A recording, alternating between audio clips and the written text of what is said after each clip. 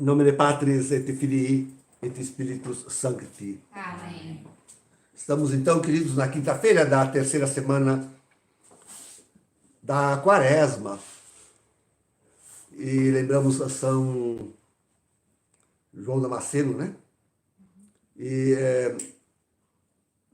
temos aí no Evangelho, a gente diz, os exegetas gostam de chamar disso de uma inclusão.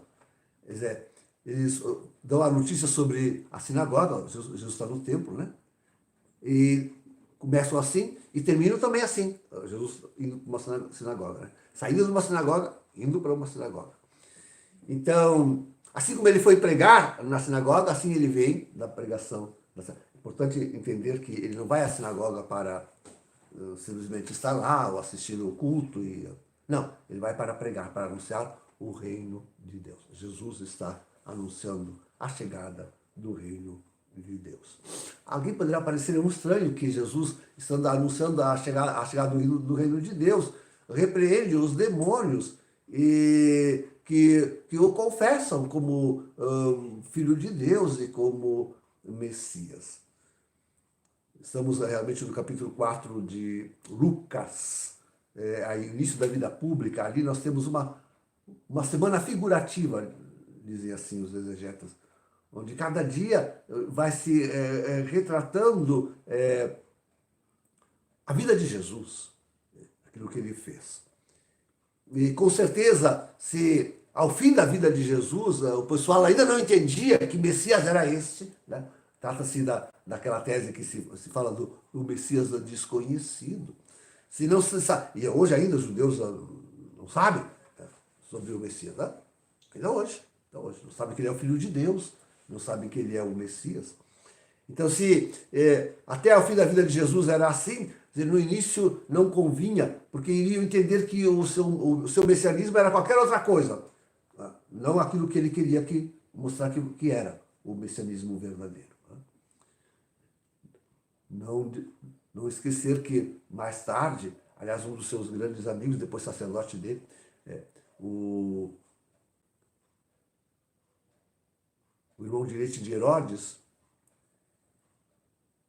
agora eu vou esquecer o nome do rapaz, e outros quiseram fazê-lo rei, não entendendo o seu messianismo, Então, tinha que se entender, compreender o messianismo de Jesus.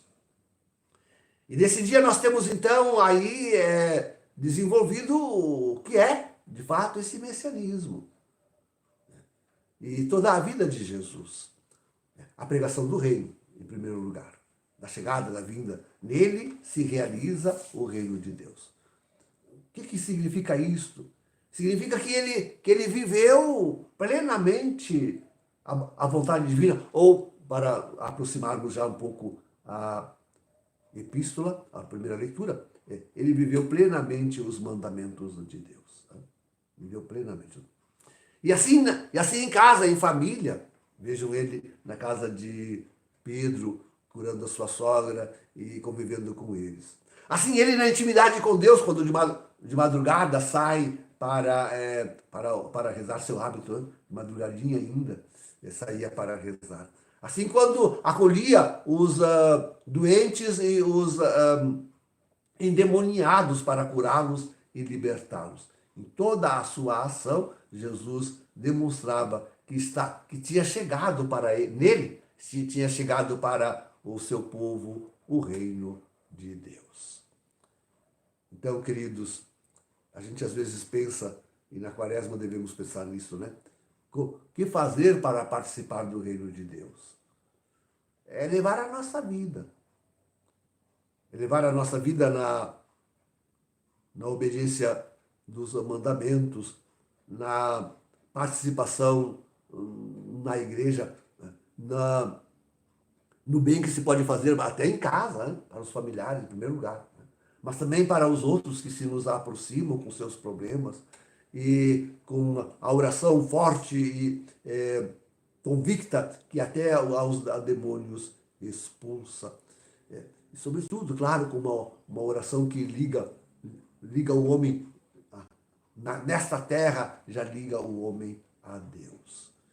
É disso que se trata o reino de Deus. Vivê-lo já agora. Não esperar o céu daqui a alguns anos para viver o reino de Deus. Não, é preciso vivê-lo desde agora. Desde já é preciso viver o reino de Deus. Então, não sei se vocês já entraram nisso, desculpe se eu conto isso, mas para um católico que entra numa igreja protestante, evangélica, o ambiente já é tão estranho, tão estranho, tão estranho. Até porque não tem nenhuma imagem de santo, não tem o Santíssimo Sacramento, o altar não tem o valor que é tão estranho, tão estranho. Né? E, de fato, pensamos em São João Damasceno, que fez da sinagoga, fez da nossa igreja. Né? Fez da nossa igreja. Agora eu falo do templo, um lugar familiar para nós. Né? Um lugar onde nos sentimos bem em casa, com nossa família, com Deus, com Jesus na Eucaristia, com os santos, com os nossos irmãos de comunidade para os quais podemos fazer bem. Como é bom, como é agradável poder entrar realmente numa igreja católica. De fato, hoje em dia, tiraram o Santíssimo das igrejas, já não tem mais genuflexório, imagens de santos é coisa muito rara, muito difícil de colocarem. E, enfim, né, a protestantização do catolicismo é uma coisa ferrenha, terrível. Né? Então, perdemos realmente o nosso lar, né? Perdemos a nossa casa, que era a sinagoga, a nossa sinagoga, a casa de Deus, o nosso templo, a nossa igreja católica. Ah, a igreja católica, que belo. Que triste ver como temos visto tantas vezes na Europa, bom, ela transformada em tanta coisa, em salão de beleza, em bar. Agora, essa semana, ali uma grande, bela igreja, cheia de mesas compridas, onde os muçulmanos comemoram o seu Ramadã, e tudo descaracterizando o nosso lar, a nossa casa.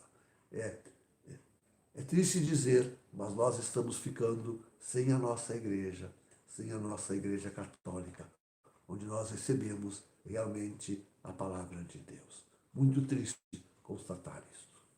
Em nome do Pai, do Filho e do Espírito Santo. Amém.